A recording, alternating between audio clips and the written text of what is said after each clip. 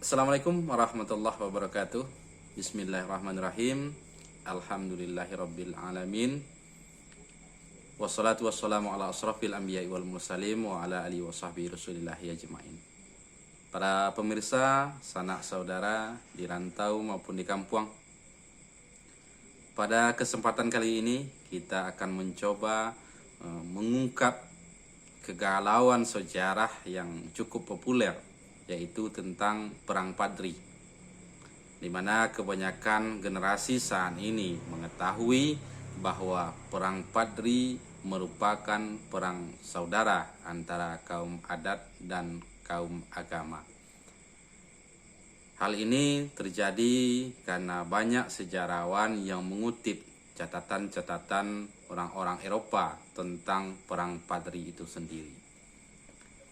Namun kalau kita mencoba melihat dari beberapa sisi atau jejak-jejak peninggalan atau dari beberapa konsep-konsep peradaban, maka perang saudara ini sangat sulit kita terima pernah terjadi di alam Minangkabau. Dengan alasan apa? Yang pertama, tentang konsep peradaban itu sendiri yang menjunjung tinggi tentang kebersamaan, yang menjunjung tinggi tentang konsep tenggang rasa seperti kalau paku kancang balimbiang, timpuruang lenggang lenggokkan, anak di pangku kemanakan dibimbiang, urang kampung dipatenggangkan, tenggang nagari jan binaso. Jadi sangat banyak konsep-konsep adat yang mengajarkan tentang kebersamaan. Jadi inilah salah satu landasan kita mencoba memahami tentang kegalauan atau kerancuan sejarah Perang Padri itu sendiri. Yang jelas Perang Padri adalah perjuangan tokoh-tokoh masyarakat Minangkabau yang dipimpin dengan yang dikenal dengan istilah Harimau nan Salapan melawan penjajahan Belanda, mengusir penjajah dari bumi Nusantara atau Pulau Sumatera ini. Inilah bagaimana perjuangannya Tuanku Narence, Tuanku Imam Bonjol, Haji Piobang dan lain sebagainya. Jadi perlu kita menelusuri bagaimana kebenaran tentang sejarah Padri itu sendiri, sehingga generasi kita tidak hanya menerima satu informasi bahwa Perang Padri adalah perang saudara. Kita mencoba melihat dari perjalanan atau kesempurnaan Islam sampai di Minangkabau. Kenapa saya mengatakan kesempurnaan Islam? Kalau kita melihat dari konsep-konsep peradaban yang kita coba mengkaji dari berbagai sisi, sesungguhnya konsep-konsep peradaban Minangkabau seolah-olah, kenapa saya mengatakan seolah-olah? Karena perlu penelitian yang lebih mendalam tentang dasar-dasar atau cikal bakal konsep peradaban yang menjunjung tinggi tentang kebersamaan, menjunjung tinggi tentang akhlak atau budi pekerti, yang menjunjung tinggi sikap tenggang rasa dan lain sebagainya. Hal ini dapat kita pahami dari susunan atau arsitektur penyusunan adat itu sendiri. Kemudian bagaimana kesempurnaan Islam sampai ke Minangkabau? Yang lebih dominan kalau kita mencoba menelusuri ke berbagai daerah, menemui tokoh-tokoh sepuh di berbagai daerah, rata-rata mereka menjelaskan kesempurnaan Islam itu dimulai semenjak perjuangan Syekh Burhanuddin yang berawal dari gurunya yang pertama kali datang ke Pulau Andalas atau Pulau Paco, yaitu Tuanku Syekh Abdullah Arif, yang sama-sama berguru dengan Syekh Abdul Rauf ke Tuanku Syekh Ahmadul Kasasi di Madinah.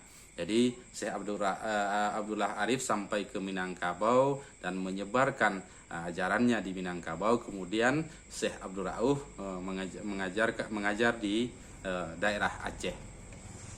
Namun ini akan kita coba mengkaji di lain kesempatan. Namun disinilah kita mencoba menemukan keterangan-keterangan tentang kesempurnaan Islam, sehingga filsafat adat berubah berganti dari awalnya Alwi Jopatui, kemudian berubah menjadi filsafat adat Basandi Sarak, Sarak Basandi Kitabullah, Sarak mengatur, adat memakai. Jadi kebanyakan tokoh-tokoh sepuh yang pernah saya temui memberikan penjelasan di sinilah mulainya awal peradaban atau konsep filsafat adat yang bersandikan kepada agama atau kepada syariat Islam. Kemudian kita lihat dari peninggalan sejarah seperti Masjid Tua. Memang kita agak sedikit minim tentang peninggalan artefak kuno, sebab lebih dominan kita leluhur kita membangun atau arsitekturnya lebih dominan dibuat dari perkayuan, sehingga akan rapuh dimakan zaman atau masa, sehingga kita sangat sulit menemukan peninggalan sejarah. Tapi di antaranya kita masih dapat menyaksikan sampai hari ini seperti Masjid Tua yang ada di Kabupaten Solok, yaitu di Kayu Jauh. Kemudian ada Masjid Tua yang ada di Solok Selatan, yaitu di daerah Marolabuh yang dikenal dengan Masjid 60 kurang aso. Jadi kedua masjid ini menurut penelitian para arkeolog telah berumur lebih dari 400 tahun atau dibangun pada abad ke-16. Inilah di antara bukti-bukti peninggalan. Memang sangat minim kita menemukan bukti, sebab rata-rata atau kebanyakan bangunan kita lebih dominan dibangun dari kayu yang mudah terbakar dan lebih cepat rapuh, berbeda dengan bangunan-bangunan beton atau batu dan lain sebagainya.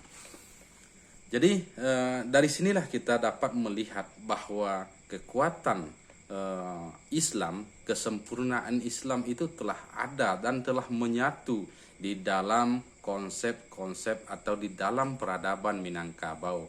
Bukan, kita tidak memungkiri, memang ada istilah yang mengatakan Dima Muhammad Ado di Sinan Pujayi Ado. Artinya antara kebaikan dan kesalahan itu akan tetap seiring sebagai sebuah sistem atau ekosistem kehidupan di alam semesta.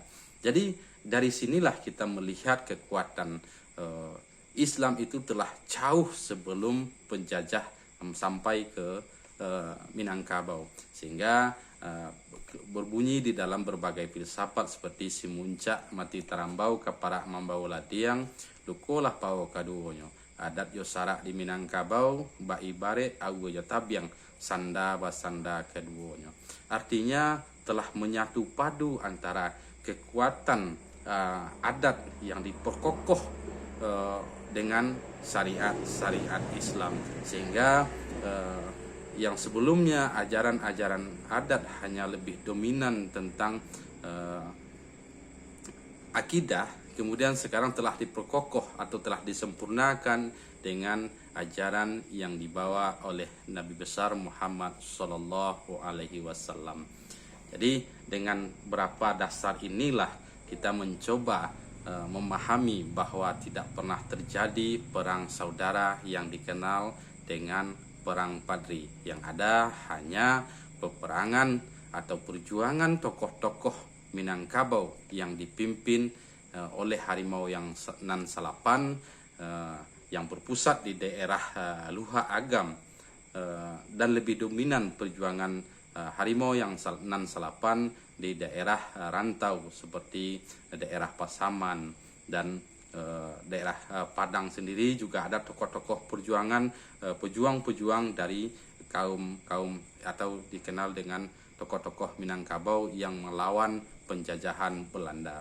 Jadi untuk mengetahui tentang kerancuan sejarah Padri, sebenarnya perlu kita telusuri lebih rinci dari berbagai sisi, baik itu dari tokoh-tokoh yang ada di berbagai daerah, kemudian jejak-jejak peninggalan, kemudian konsep-konsep peradaban dan lain sebagainya. Sehingga kita benar-benar memahami bagaimana perjalanan sejarah. Jadi bukan kita sekedar mengutip dari catatan-catatan orang-orang Eropa, tapi kita perlu melakukan penelitian yang lebih mendetail sehingga kita mampu menemukan kebenaran sejarah yang sesungguhnya. Sebab sejarah menentukan masa depan suatu bangsa, menentukan masa depan sebuah bangsa dan negara. Oleh sebab itu perlu kita telusuri tentang berbagai perjalanan sejarah dan dengan berbagai peninggalan-peninggalannya. Demikian mungkin pembahasan sekilas ini tentang Padri memberi ruang baru bagi kita, bagi generasi muda untuk menelusuri kebenaran sejarah dan perjalanan peradaban di Minangkabau. Demikian, Assalamualaikum warahmatullahi wabarakatuh.